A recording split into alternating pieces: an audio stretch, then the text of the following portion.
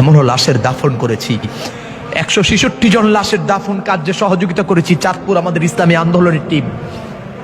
এমনও লাশের দাফন করছি যেই লাশের মা বাবা সন্তান কেউ নাই, ঘরের চৌকাঠে লাশ ফলায় দিয়ে চলে গেছে। এমনও লাশের দাফন করছি যে লাশের সন্তান ফোন করে বলছে বাবার লাশ অমুক ঘরে পড়ে আছে, এসে ব্যবস্থা করে দিয়ে যান। কোথায় ছিলি তখন? ছাত্রলীগ, যুবলীগ, বাংলাদেশে আর একজন আছেন যিনি এই কষ্টগুলা করছেন। তাকওয়া ফাউন্ডেশনের কিছু পিকচার দেখেছি, আবার এমন পিকচার নিজে তুলেছি।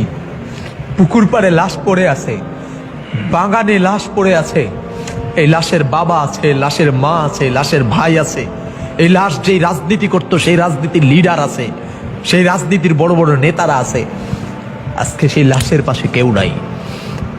কে দাফন করেছে? কে কবর দিয়েছে? কে গোসল দিয়েছে? এমনও লাশের গোসল এই 2 হাত দিয়ে দিয়েছি।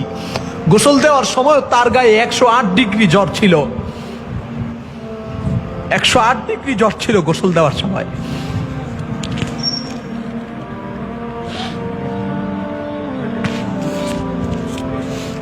কলিজা ফেটে যায় দুঃখে। আজকে এমন এমন ব্যক্তির বিরুদ্ধে যাদের নির্দেশে ওলামায়ে কেরাম এই কাজগুলো করছে, যাদের নির্দেশে আমরা এই কাজ করছি,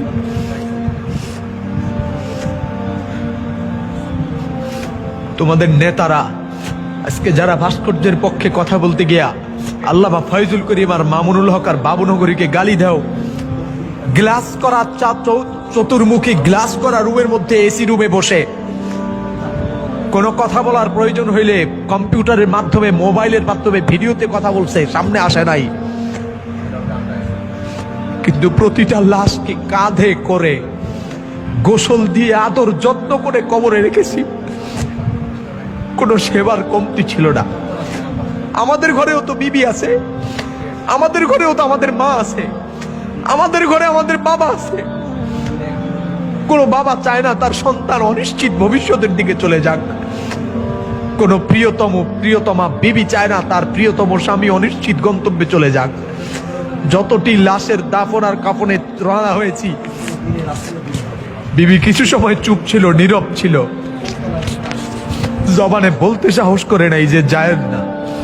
কারণ সে জানে সে এমন এক স্বামীর ঘরে এসেছে যে স্বামী ইসলাম মানবতার ব্যাপারে কোনো ছাড় দেয় না, মানবতার প্রয়োজনে এগিয়ে যায়, ইসলামের প্রয়োজনে এগিয়ে যায়, দেশের প্রয়োজনে এগিয়ে যায়। আরে আমাদের বিবিদের তো আমাদের উপর মহব্বত আছে, আমাদের সন্তানও তো আছে, সন্তানের উপরও তো আমাদের মহব্বত আছে। তোরা বের হস নাই, কিন্তু আমাদের সন্তানের মহব্বতকে আমরা তালাক দিয়েছি, বিবির মহব্বতকে লাচ্ছি দিয়েছি, বাবা মায়ের মহব্বতকে বাবা মায়ের জায়গায় রেখে দিয়ে বেরিয়ে গেছি তোদের জন্যে। 166 জন লাশ চাঁদপুরে যাদেরকে দাফন করা লাশ ছিল যারা ছাত্রলীগ করেছে, যুবলীগ করেছে, আওয়ামী লীগ করেছে। কই আওয়ামী লীগের কোনো নেতাকে তো পাই নাই, যুবলীগের কোনো নেতাকে পাই নাই, ছাত্রলীগের কোনো নেতাকে পাই নাই। এতগুলো কষ্ট বুকে চাপা দিয়ে রেখেছি, নিজের জীবনকে বিপন্ন করে করোনার লাশ দাফনে এগিয়ে গিয়েছি, কাঁধে বহন করেছি, হাতে বহন করেছি, নিজ হাতে ডলে ডলে গোসল দিয়েছি।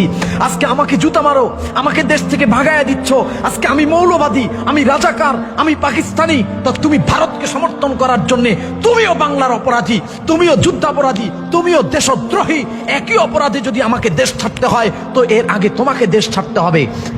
আমি যে দেশপ্রেমিক এর কোনো সন্দেহ নাই, আমার অসংখ্য প্রমাণ আছে, এ দেশে আমার অবদান আছে, আমার বাবার অবদান আছে, কিন্তু তোমার কোনো অবদান নাই। তুমি শুধুমাত্র আওয়ামী লীগ এই নামটাকে পুঁজি করে তুমি তোমার পেট বাঁচাচ্ছ, তুমি তোমার সন্তানের আহাল পরিবারের পেট বাঁচাচ্ছ।